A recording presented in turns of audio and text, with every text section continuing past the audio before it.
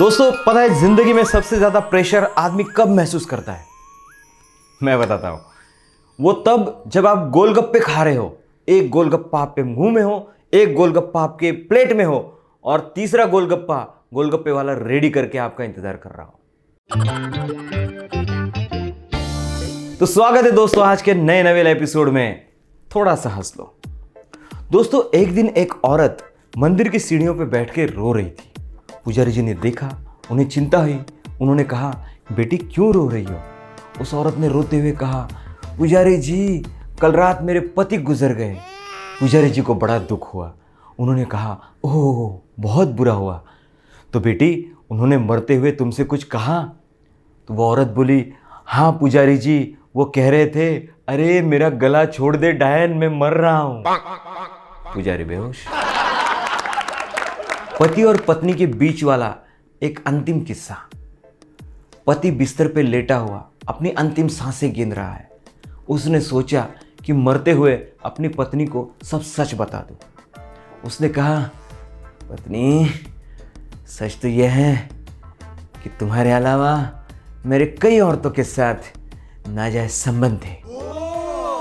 पत्नी ने कुछ रिएक्ट नहीं किया। बड़े शांत स्वर में उसने कहा, डार्लिंग मैं भी सच बता देना चाहती हूं, तुम भी अपनी बीमारी की वजह से नहीं मर रहे हो। सच तो यह है कि मैं ही कई दिनों से तुम्हें खाने में स्लो पॉइजनिंग कर दिया करती थी। आज आखिरी दिन है, शांति से मर जाओ, गुड बाय। ये बाबा लोग भी कुछ कम नहीं होते, बहुत अतरंगी होते हैं। अरे नहीं, मैं बाबा रामदेव की बात नहीं कर रहा हूं भाई, वो तो बहुत महान है।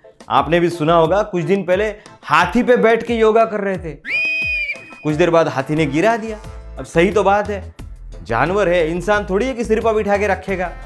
हाथी ने भी सोचा होगा, भाई आज मुझ पे बैठ के योगा कर रहा है, कल पता नहीं क्या क्या करेगा। दोस्तों एक दिन एक शादीशुदा औरत एक बाबा जी के पास गई। वहां जाके उसने पूछा, बाबा जी मैं शादीशुदा हूं, लेकिन अगर मैं किसी जवान लड़के को किस करूं तो क्या पाप लगेगा? बाबा जी गुस्सा हो गए, बोले, अरे पापी औरत, नरक जाना चाहती है? औरत बोली, ठीक है बाबा जी, तो अगर मैं आपको किस करूं तो? बाबा जी मुस्कुराते हुए बोले, ओ चालाक औरत, स्वर्ग जाने का रास्ता ढूंढ रही है।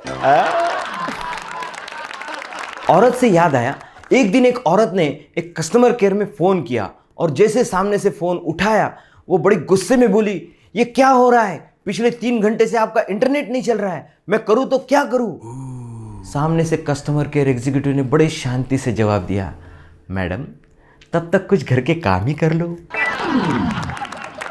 यंगस्टर्स के लिए एक सुझाव, डाउनलोडिंग और मोहब्बत कभी अधूरी मत छोड़ना। वापस शुरू करने में बहुत तकलीफ होती है। और एक चीज रास्ते पे आपने भी नोट की होगी दोस्तों, बड़ी सी लंबी ऊंची सीट पर बाइक पे पीछे बैठी हुई लड़की गर्लफ्रेंड नहीं लगती, ऐसे लगता है विक्रम के गर्दन पे बेताल बैठा हो। दोस्तों एक दिन मेरे बेटे ने मुझसे पूछा, पापा ये दशहरे में रावण को अग्नि सब नेता लोग ही क्यों देते हैं? मैंने कहा, बेटा हमारे यहां रिवाज है कि मुखाग्नि जो है वो संबंधी ही देते हैं। उसकी तो समझ में नहीं आया, शायद आप समझ गए होंगे। हिंदुस्तानी बेवड़े मर्दों के उपवास के कुछ नियम होते हैं। नहीं मुझे भी पता नहीं था, मुझे पांडु बेवड़े ने बताया। पहला नियम, झूठी सिगरेट नहीं पीना। दूसरा, किसी की झूठी दारू नहीं पीना। तीसरा, चखने में और कुछ नहीं, सिर्फ फल। और चौथा और सबसे जरूरी नियम, पान गुटखा तंबाकू ये अन्न में नहीं आते। जय माता दी। एक दिन हमारे पांडु बेवड़े का एक्सीडेंट हो गया। मैं उनसे मिलने गया। मैंने पूछा, पांडु भाई अरे स्कूटर से कैसे गिरे? तो पांडु भाई थे तो आधे नशे में, लेकिन बात पूरी सुने उन्होंने। वो बोले, आशीष भाई क्या बताऊं, मैं तो मेरी एक्टिवा से घर आ रहा था, रास्ते में दुकान से दारू की बोतल ली और डिक्की में रख दी। चलते चलते मेरे दिमाग में ख्याल आया, अगर रास्ते में एक्टिवा गिर गई तो बोतल टूट जाएगी, फिर घर आके मैं क्या पीऊंगा? तो मैंने वहीं गाड़ी रोकी और पूरी बोतल वहीं पी गया। और आशीष भाई देखो, मेरा शक यकीन में बदला। 4 बार एक्टिवा गिरी। बताओ अगर बोतल वही रखता तो घर आके क्या पीता? 2 मिनट पहले युवकों के लिए सुझाव दिया था, अब युवतियों के लिए सुझाव। लड़कियों, शादी में दूल्हे के जूते नहीं, उसका मोबाइल चुराओ। देख लेना 500 की जगह 50,000 देने को तैयार हो जाएगा। सोच बदलो, आमदनी बढ़ाओ। अकेला मोदी क्या क्या बदलेगा भाई। एक सब्जी वाला एक मोहल्ले में सब्जी बेचता था। सारी मोहल्ले की औरतें उससे उधार में सब्जी लेती थी और ये बिना कोई नोकझोंक किए सबको उधार दे देता था और बाद में अपनी कॉपी में लिख लेता था। वैसे तो सब्जी वाले को किसी का भी नाम पता नहीं था, लेकिन उससे कभी भी कोई भी औरत हिसाब मांगे तो बिल्कुल सही से हिसाब बताता था। सारी औरतें हैरान हो गई कि ये अपनी कॉपी में ऐसे क्या लिखता है। तो सारी औरतों ने मिलकर एक दिन उसकी कॉपी चुरा ली और जब उसके जाने के बाद उन्होंने कॉपी खोली तो सबकी आंखें खुली की खुली रह गई।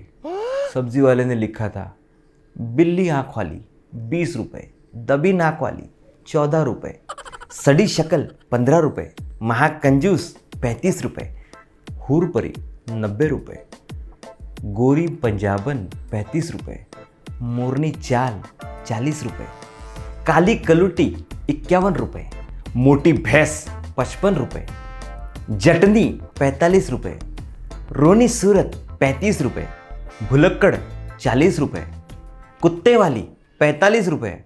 मेरी जान कुछ नहीं। एक दिन एक पति और पत्नी एक ऐसे कुएं के पास गए जिसमें सिक्का डालने पर आदमी के मन की मुराद पूरी होती है। पहले पति ने सिक्का डाला, बाद में पत्नी जैसे सिक्का डालने गई तो पैर फिसलकर गिर गई। पति की आंखों में आंसू आ गए। उसने ऊपर देखकर बोला, भगवान इतनी जल्दी सुन लिया। हम भारतीयों के जीवन में 4 नंबर का बहुत बड़ा महत्व है। जैसे 4 दिन की चांदनी फिर अंधेरी रात है। 4 किताबें क्या पढ़ लिया, खुद को गवर्नर समझने लगे। 4 पैसे कमाओगे तब पता चलेगा। अरे भाई, ये बात 4 लोग सुनेंगे तो क्या कहेंगे, हमारी भी 4 लोगों में कोई इज्जत है। 4 दिन पहले आई बहू और ये तेवर। वो आई और 4 बातें सुना के चली गई। अरे तुमसे क्या 4 कदम नहीं चला जाता? आंखें 4 हो जाना, 4 चांद लग जाना और अंत में 4 बोतल वोडका, काम मेरा रोज का। और इतना ही नहीं, मरने के बाद 4 लोगों के ही कंधे पे जाना है। और एक बात सुनिए, अपने लाइफ से 4 मिनट का समय निकालिए और इस वीडियो को 4 लोगों के साथ शेयर कीजिए ताकि वो भी अपने जीवन में 4 मिनट के लिए सही मुस्कुराएंगे तो जरूर। तो दोस्तों, अगर हमारे वीडियोस आपको पसंद आते हैं, आपके चेहरे पे मुस्कान लाते हैं, तो इन्हें लाइक कीजिए, शेयर कीजिए, सब्सक्राइब कीजिए, बेल बटन जरूर दबाइए और देखते रहिए। थोड़ा सा हंस लो। अगले एपिसोड में जल्दी मिलते हैं।